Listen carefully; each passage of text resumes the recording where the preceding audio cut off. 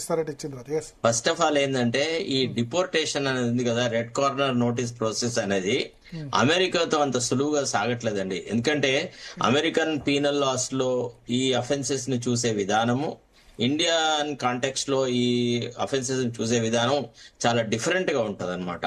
కాబట్టి మనకు అంత సులభంగా ఒక వ్యక్తి అమెరికాలో ఉంటే మనం తీసుకురావడం సాధ్యం కాదు.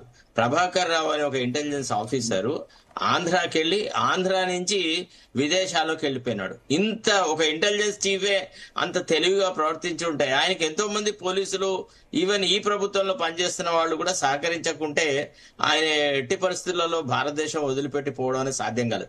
తర్వాత మీరు చూడండి, ప్రభుత్వం మారుతున్న దశలోనే వాళ్ళు ఆ ఎక్విప్మెంట్ అంతా కాలబెట్టినారు. ఇప్పుడు మరి పంజగుట్ట పోలీస్ స్టేషన్ లో ఏదైతే కంప్లైంట్ నమోదైందో, తర్వాత ఇతరత్రమైన విషయాలు కనుక మీరు గమనిస్తే ఒక పద్ధతి ప్రకారంగా టెలిఫోన్ ట్యాపింగ్ చేయడమే కాకుండా టెలిఫోన్ ట్యాపింగ్ కు సంబంధించిన వివరాలు ఏవి బయటికి రాకుండా ఉండేందుకు సకలమైనటువంటి ఎఫర్ట్ చేసినారు. They screened the evidence also. That is one point. రెండోది, కేటీఆర్ గారు నిన్న అంతంత పెద్ద పొంకడాలు మాట్లాడినాడు కదా, ఈ రోజు ధర్మపురి అరవింద్ కును బండి సంజయ్ కు లీగల్ నోటీస్ ఇచ్చినారు. ఏమని? ఫోన్ ట్యాపింగ్ విషయంలో నా మీద మీరు తప్పుడు ఆరోపణలు చేసినారు, నా వ్యక్తిగత ఖనన చరిత్రను ఇదే కళంకపరిచేలాగా మాట్లాడినారు, నా రాజకీయ ప్రతిష్టను దెబ్బతీసినారు అనేటువంటి మాట మాట్లాడు. తర్వాత బ్రదర్ శంకర్ మాట్లాడినట్టుగా అందరినీ కలిపి విచారించడం అనేది ఉండదండి. అసలు this is unknown to criminal లా. ఎందుకంటే ఇండివిజువల్ స్టేట్మెంట్స్ తీసుకున్న తర్వాత ఎక్కడైతే కాంట్రాడిక్షన్స్ వస్తాయో మళ్ళీ అదే విట్నెస్ ని పిలిచి వాళ్ళిద్దరితో, చూడండి మీరు చెప్పింది ఇది ఇట్లా అని చెప్పి పిలిచి వాళ్ళ ఇద్దరితో కాంట్రాడిక్షన్స్ తీసుకునే సందర్భం ఉంటుంది. కానీ ఒకటేసారి అందరిని పిలిస్తే మాత్రం అందరి దొంగలు కలిసేసి ఇన్వెస్టిగేషన్ ని మొత్తం విటిల్ డౌన్ చేసేటువంటి అవకాశం ఉంటుంది. That is unknown to criminal procedure code.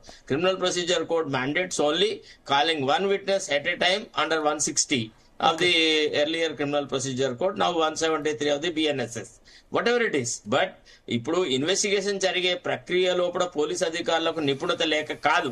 ఇక్కడ క్వశ్చన్ అల్లా రాజకీయమైనటువంటి పొలిటికల్ అడ్మినిస్ట్రేషన్ ఉంటది కదా, వీళ్ళు ఆ ఇన్స్ట్రుమెంట్స్ ని వాడుకొని వాళ్ళకు కావాల్సిన రిజల్ట్ సంపాదించుకుంటున్నారు. కాబట్టి అధికారులు చాలా అప్రతిష్ట పాలవుతున్నట. ప్రాబ్లం ఎక్కడ వస్తుందంటే, ఏ అధికారిని కూడా నిజాయితీగా, నిర్భీతిగా, నిష్పక్షపాతంగా పనిచేయనివ్వట్లేదు. ఇప్పుడు for example present DGP Shivadhar Reddy గారు ఉన్నారు.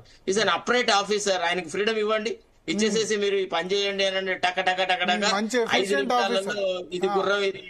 రాజకీయ ఒత్తిళ్లు కదా, ఎంత ఎఫిషియెంట్ ఆఫీసర్ అయినా రాజకీయ ఒత్తిళ్లు. ఎగ్జాక్ట్లీ సెలక్షన్, రాజకీయ ఒత్తిళ్లు, సెలక్షనే అనుకూలంగా ఉన్న వాళ్ళని సెలెక్ట్ చేసుకునే పరిస్థితి. శివధర్ రెడ్డి గారిని ఎందుకు సెలెక్ట్ చేసినారు? శివధర్ రెడ్డి గారి పట్ల ఎందుకు రేవంత్ రెడ్డి గారు మొగ్గు చూపెట్టినారంటే, శివధర్ రెడ్డి గారు తాను ఇంటెలిజెన్స్ ఐజీగా ఉన్న రోజులలో రేవంత్ రెడ్డి గారికి సంబంధించిన ఒక ఫంక్షన్ లోపల రేవంత్ రెడ్డితో ఆప్యాయంగా మాట్లాడినారని శివధర్ రెడ్డిని అనుమానించి ఆయనను పక్కకు నెట్టేసి ఆయన లూప్ లైన్ లో వారేసినారు.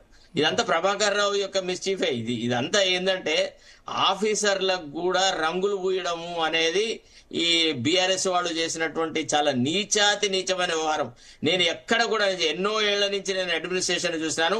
ఒక కులపు ఆఫీసర్లను హైదరాబాద్ పెరిఫెరీలో మొత్తం హైదరాబాద్ చుట్టుపక్కల అంత డీసీపీలను, ఏసీపీలను, సిఐ క్యాడర్ లో కూడా కుల పిచ్చి తీసుకువచ్చి జమ పెట్టారు. ఆఫ్టర్ ఆల్ రిటైర్ అయిన రాధాకిషన్ రావు ఇస్ నాన్ క్యాడర్ ఫెలో. వాడికి ఒక ఎస్పీ ర్యాంక్ ఇచ్చేసేసి అతన్ని దీనికి పెట్టేసేసి రకరకాల మిస్చీఫ్లు చేసినారు. అంటే ఈ గజ్జి అనేది ఎంత ప్రజ్వలించిందంటే వాళ్ళు సమాధానాలు ఇవ్వలేకపోతున్నారు. అందుకే డొక్క తిరుగుడు అనమాట. ఎవడైనా నిజాయితీగా మాట్లాడితే వానికి ఆ గవర్నమెంట్ లో వెలమా, ఈ గవర్నమెంట్ లో రెడ్డి నడుస్తుంది సార్. మరి ఇంతగా సార్ ఇప్పుడు ఇది ఎట్లా ఉందంటే పెయింట్ పూసినట్టు ఉండదు అనమాట. ఏదో సహజంగా ఒకళ్ళిద్దరు ఉంటారు వాళ్ళు అంటే మనం అర్థం చేసుకోగలం. ఎందుకంటే ముఖ్యమైన పాత్రలు, ముఖ్యమైన వ్యవహారాల్లో తన వాళ్లకు కొంత ప్రాధాన్యత ఇచ్చుకుంటే మనకు అభ్యంతరం లేదు. ఇప్పుడు తండ్రి ఆస్తిని కొడుకు ఇవ్వకుంటే దేశానికి వంచుతాడా, కానీ అది వేరు. కానీ ఇంత గజ్జి లేదు. ఈ రకంగా ఇప్పుడు మీరు చూస్తే ఆఫీసర్లను కనుక మీరు పిలిచిన ఆఫీసర్లు రాధాకిషన్ రావును వాళ్ళని వీళ్ళని కనుక మీరు చూస్తే టాస్క్ ఫోర్స్ లో ఎన్ని అరాచకాలు సార్.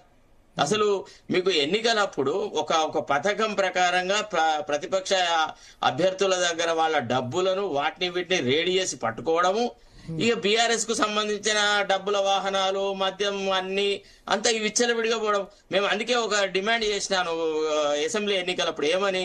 ప్రతి అవుట్ పోస్ట్ దగ్గర కొందరు సెంట్రల్ పోలీస్ వాళ్ళు, కొందరు స్టేట్ పోలీస్ వాళ్ళు ఉండాలా. లేకపోతే స్టేట్ అవుట్ పోస్ట్ తర్వాత నెక్స్ట్ ఇమీడియట్ గా సెంట్రల్ అవుట్ పోస్ట్ ఉండాలా.